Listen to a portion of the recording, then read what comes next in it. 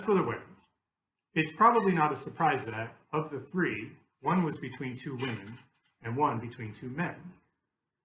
The men are Uncles Cedric and Ray, who married in the short window when gay marriage was legal in California, before the passage of Proposition 8, October 2008 to be exact.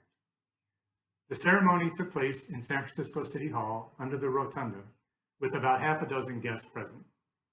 The grooms wore Gaia Bear shirts, and the boys were the ring bearers. My only clear memory of that event was Davion having his picture taken at the post-ceremony lunch, holding a breadstick like a cigar. And I at the bottom. Apparently my brain is much better at remembering things that happen after an event and when there's food involved than at the event itself. The earlier wedding was between Max's moms, Marge and Cindy, during the even briefer window when the then mayor of San Francisco declared that the city would issue marriage licenses to all couples, gay as well as straight. Never mind the fact that cities can't make their own marriage laws. The boys and I were among the, again, small handful of friends and family invited to attend. I wasn't sure how I was going to react, given that Marge and Cindy had already been together for over 20 years. Did the ceremony matter? Was it just a formality?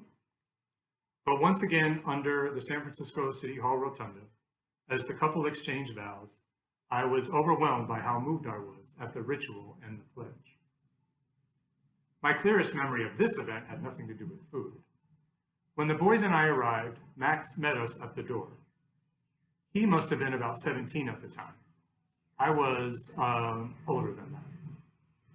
He and I both happened to be wearing long-sleeved, button-down French blue shirts. After Marge and Cindy signed the marriage license in the clerk's office, the group of us walked around looking for an available freelance celebrant. These were licensed ministers who roamed around the rotunda performing the ceremonies. We walked up to a man who was maybe in his 50s, 60s, and he said to me right away, "Oh, good, I was hoping to get you two." Me, pointing to Cindy and Marge, "Thanks, but the couple is over there." Him, somewhat disappointed. "Oh, right."